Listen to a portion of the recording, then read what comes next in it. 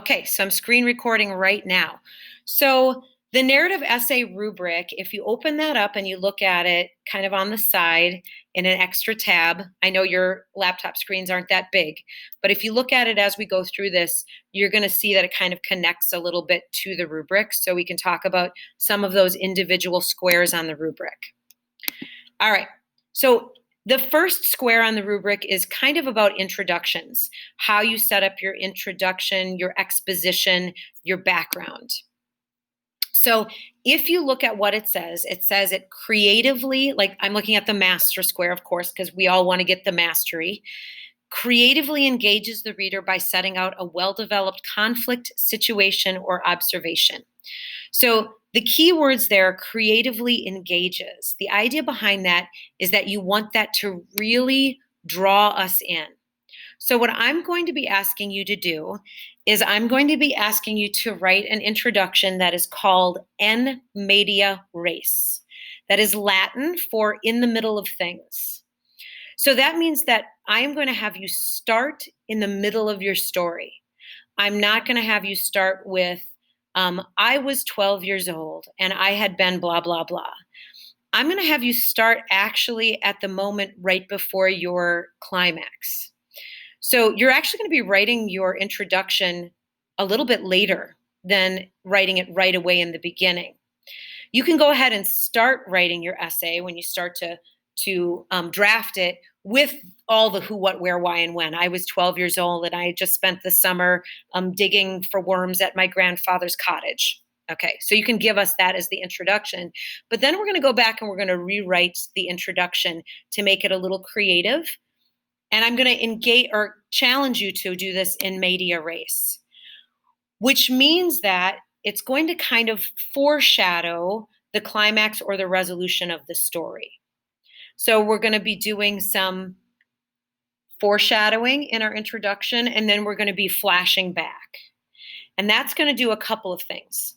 First, it's going to, if you do it well, it's going to guarantee that you're going to get either a mastery or a proficient in the rubric on the creative introduction part. Second, when we get into the narrative stuff in the rubric there, where it says like uses time creatively, when you include flashbacks and foreshadowing, that's also going to give you bonus points in that category. So we'll talk about this a little bit more once we start working on our story and how we can do en media res introductions. Let me show you from last year's essays of the first day of school, one of my favorite en media res introductions, so you get the idea. This is how it started. Italics means that it's an internal thought by the character, and we'll discuss that as we get through it. Oh no, I don't see anyone that I know. My stomach churns with anxiety as I look for at least one friendly and welcoming face. I search up and down the crowded gymnasium, but every person I lay my eyes on is foreign to me. There are so many unfamiliar faces. I start to shake and sweat like ice melting in the hot, beating sun. I'm scared of what I just walked into. Gym class was never my strength in school, and the thought of having to go through it alone was almost unbearable for this nervous freshman on her first day of high school. So that takes us right into the action. And the end sentence kind of gives us what this story is going to be about, right? We know that it's about the first day of school, but immediately we're at the climax of her story, which her first day of school, the climax of her story was how scared she was at gym class because it was the one class, she doesn't say it in here, but it comes later in the story, where she was actually put in with sophomores, juniors, and seniors, and there were no other freshmen in her gym class. So she had like no friends and nothing to do, or, you know, like no one to hang out with in that gym class. So you can see that that's right in the middle of things. Okay. Here's another alternative beginning. Now, this doesn't take us in the middle of things, but it gives us an interesting take on first days of school. All of my life, I've been told that high school will be like nothing I've ever experienced before.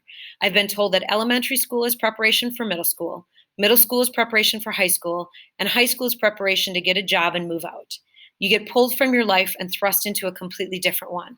That doesn't sound very comforting to me. I like this one, even though it's not en media res, but it's a really creative observation about kind of the lesson that we get from our first day of high school. Okay? So that's beginnings. All right, the next little square on the rubric is about narration and characters and how we establish characters. So it says, the mastery one establishes one or multiple points of view and introduces a narrator and or complex characters. So multiple points of view. What that means is that the story is seen through the eyes of more than one person. Only do this if you know you can do this really well, okay? Because there's nothing worse than someone who tries to do this and it's really bad than like your narrator sounds schizophrenic, right? But sometimes people do this where they look at themselves through the eyes of their mother at first or their parents at first, and then they switch to themselves. And if you can do it well, you can do it really well. But if you can't do it well, I wouldn't attempt it. It doesn't mean that you won't get mastery because it says one or multiple points of view. So that or is really important. You make sure you can do it well. So complex characters, we know what that means. They should be round, they should be dynamic. And one of the things about complex characters that we haven't talked about before is that complex characters have conflicting motivations. It means that they might want one thing, but have to do something else. So if we take a look at the character of Eli in The Lie, he is a complex character because he wants probably not to go to the school, right? Whitehall, but he knows he feels like he has to uphold his family reputation, right? So he's got conflicting motivations. He also has conflicting motivations about whether to tell the truth or not to tell the truth. So we can see that him as a complex character, whether or not we think he changes in the story.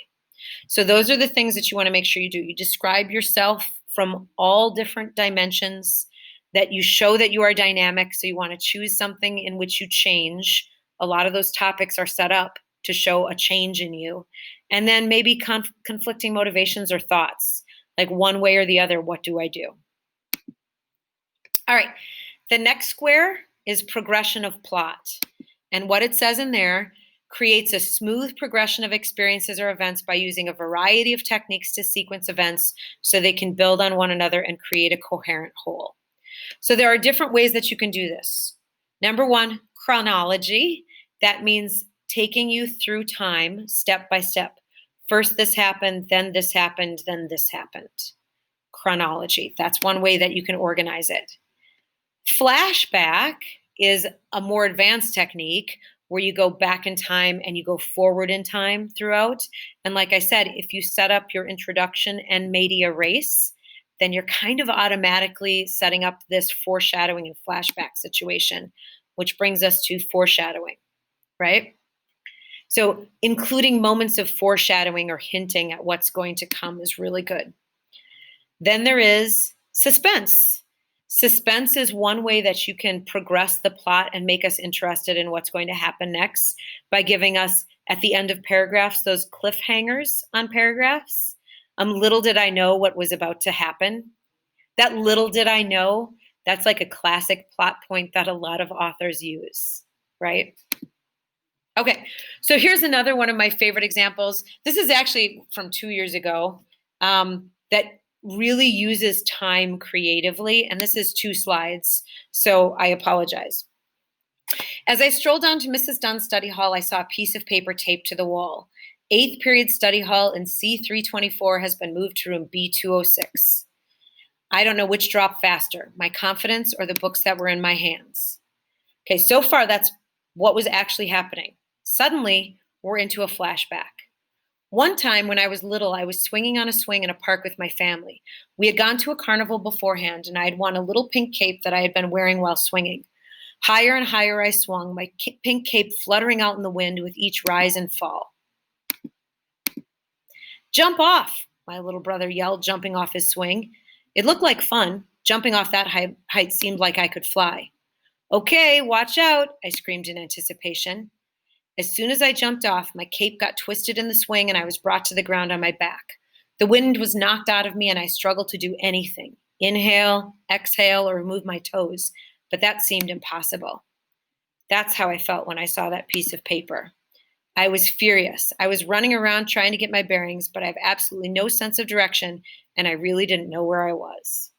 So, see how by using one moment that's kind of a metaphor for how she was feeling at the time, she's moved into a flashback and gone into back to her story without making us lose a sense of like, wait, what just happened? It kind of runs smoothly through that flashback. Okay. All right. Good so far? All right. Next up, narrative techniques. So this little square says demonstrate sophisticated narrative techniques to develop experiences, events, and characters with engaging dialogue. Dialogue and inserting dialogue is one of the best things that you can do to make a story come alive. I am requiring on this narrative essay that there is a moment of dialogue. So you have to include dialogue in this one. If you look back at the drafts of your first day essays, a lot of times I have made suggestions. This would have been a good place to put in dialogue. So you want to think, when can I actually insert like present dialogue? It keeps us in the action. Artistic pacing, that's like what we just saw, right? Going back and forward into time. So again, if we do flashbacks and foreshadowings, we hit the introduction, we hit the plot progression, and we hit narrative techniques. So kind of moving back and forward in time is a really good technique to use to get some good points in all those areas. Vivid description means that I can see what's actually happening in the story as the reader, and I can put myself in that position. Complex reflection involves including a character's thoughts. We do that through the use of italics, like you saw in that very first example. So when you're including your own thoughts, they go in italics, and we see your thoughts. We also see your emotional reactions to things. Instead of just telling us about the event, you have to tell us what you were thinking and how you felt. Multiple plot lines, I do not recommend. So multiple plot lines would be like if you started telling your story, let's say you were going to tell a story about the time you met your very best friend or your boyfriend or girlfriend, because maybe it's a time that changed the direction of your life. So you met somebody else. So multiple plot lines would mean you start the story with your day, and then you move into your best friend's day. And as the story goes along, your days suddenly cross over, right? If you feel like you want to try that and something, involves like two people's paths crossing, that could be maybe the only way I can see this working really well for this essay. Otherwise, multiple plot lines doesn't really work so well for a short essay. It's more like for a novel, right? And you're not writing a novel. Please don't write a novel. Okay. Word choice is the next square. Eloquent words and phrases, details, rich sensory language, mood to convey a realistic picture. So that's basically goes off of that narrative techniques, that complicated description that we see. And that is something that we talk about in English classes called showing versus telling. So instead of telling me it was the worst day of your life, you have to show me why it was the worst day of your life. Or instead of telling me that you were very embarrassed, you have to show me by describing how you reacted. My face got red. I felt as if my whole body was on fire. I started trembling, right? Instead of saying I was really embarrassed. So showing versus telling. So one of the classic ways that I do that, and we'll talk about this next class meeting, is by taking a look at a couple different statements that are telling statements, and instead we're going to turn them into showing statements. Okay, so that is where I'm going to stop with our little lecture in narrative techniques and writing essays today. And next time we get together, we're going to talk about the rest of the slides. And I'm also going to walk you through some specific activities to do that.